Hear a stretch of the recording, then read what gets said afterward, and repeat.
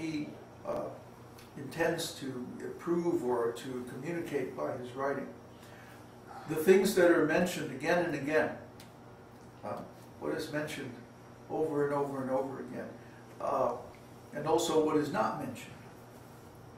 You see, all these things have to be taken into account. The Mayavadis, speculators, will look up word roots. Now in Sanskrit, a word root can have many different meanings depending on how it's connected with other parts of speech and how the context of the whole thing is reading. But what the Mayavadis do is that they artificially use a different word, not a different root, the same root but a different definition for that root, which may or may not be applicable in that context, you see. And then, there's that famous story about Ramanujacharya. At first he was studying with some Mayavadi guru. And then he was listening to this Mayavadi. He was massaging the Mayavadi guru, massaging his legs and like that. And the Mayavadi was talking about some shloka, which was actually talking about Krishna's lotus palms. And what was it, his lotus eyes? I think it was his lotus eyes. And so the color of Krishna's lotus eyes is compared to a red lotus. It's a very beautiful, rare flower. But he interpreted it that it was the color of a baboon's behind. And this was so offensive to Ramanujacharya that he began to cry tears of anger. There are two kinds of tears. When someone is, well, three kinds. When someone is ecstatic, when someone is very sad, and when someone is angry. When they're angry, the tears are hot. So he was crying tears of anger. He was like, and massaging the guru, and the tears fell on the guru's leg. And so the guru knew, he was intelligent, but he knew, Ramanuja is angry. Oh, he said, well, why are you angry? What's the matter? So this whole time Ramanuja had stayed silent. He was always Vaishnava. He's Nitya-siddha Vaishnava. But this was too much. So that he delivered a tirade to this guru that, you are misinterpreting all of these Vedic statements by speculating on the meaning of the word roots. You're not paying attention to the context, and you're being offensive, and on and on.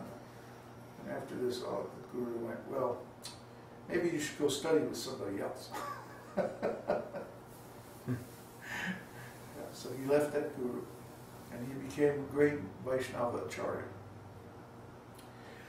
So we can understand that the Mayavadi process of speculating on the meanings of words based on their roots is faulty.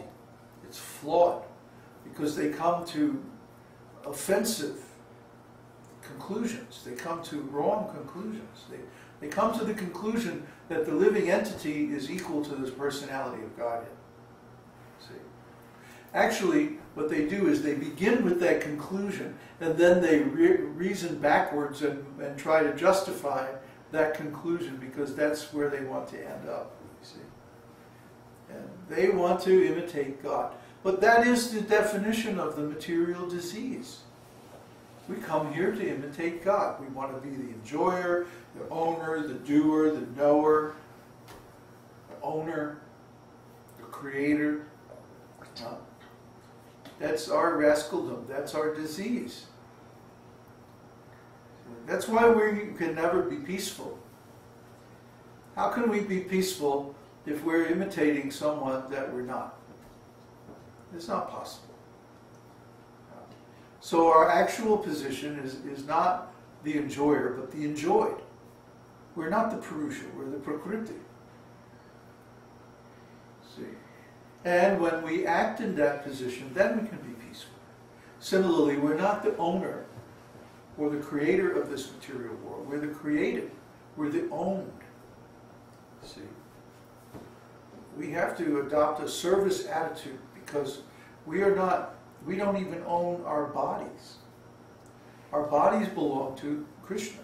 Krishna created them, and they're to be used in His service, for His purposes, not for our purposes, not for some speculative purpose that we make up. That's not going to work. It's not going to fly. So when we assume the proper role and relationship to Krishna, then we can be happy. Then we can be peaceful. See, otherwise we're always going to be somewhat uncomfortable. We're going to feel that something bad is coming. Something's going to happen to us. Well, yeah, because that means every moment we're doing something nonsense. If you're doing something nonsense, that means something that is not part of Krishna's program. Something that does not make Krishna pleased.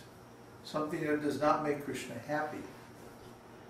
Whenever you do something like that, there's going to be some consequences. Usually what we're doing is something to make ourselves happy. But this material work does not make us happy. It just makes us more and more disturbed. More and more stupid. More and more nonsense. Because what is the meaning of it? What is the value? Krishna says to Brahma, when Lord Brahma attained self-realization, he speaks 4 verses to him. And one of the verses is, "O Brahma, know that any energy which you see which is not connected with me, or appears not to be connected, is my illusory energy, a reflection that exists in darkness." See? So everything in this material world appears that it's not connected with Krishna. But that is an illusion. That is not true. Because actually, everything that exists here is the effect of a long series of causes going back, all the way to Krishna. But because we are separated in time from those causes, it's hard for our tiny brains to see them. See? We can't see through time. Time is opaque to us. It might as well be granite. We can't see the future or the past. Sometimes we can remember a little bit of some things that happened to ourselves. But even then, that's very dim and fading like that. So our perception of different time is very, very limited. So we tend to see things as if they have a separate existence, independent existence, but actually they don't. This is the meaning of emptiness in Buddhism.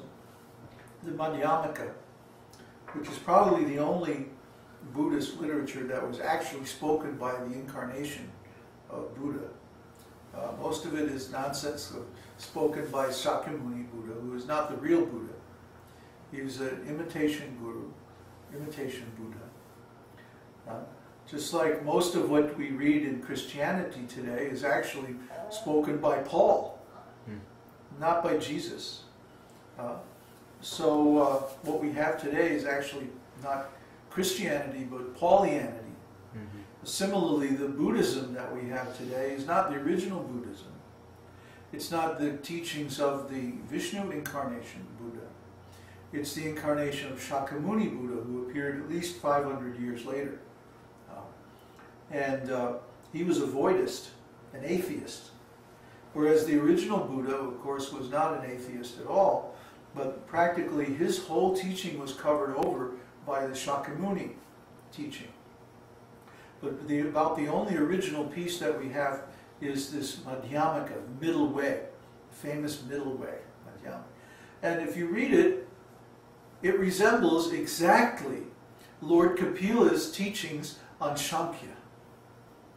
In fact, Lord Kapila, in his 5 Suttas, he speaks 4 verses to Krishna. And he says, "O Brahma, know that any energy which you see which is not connected with me, or appears not to be connected, is my illusory energy, a reflection that exists in darkness." In fact, I actually studied Madhyamaka one summer in Vermont with the Dalai Lama. And I heard Madhyamaka from him over a period of about 6 weeks. And at the end of that 6 weeks, I became so ecstatic that I went outside and I was dancing. I could see the demigods dancing in the clouds, literally. And Dalai Lama came out at that moment. He said, "Why are you dancing?"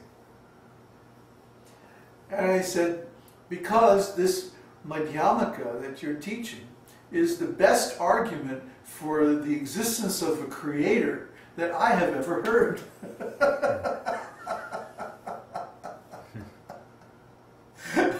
He knew I was a Vaishnava, of course, but he just smiled, nodded. See, because the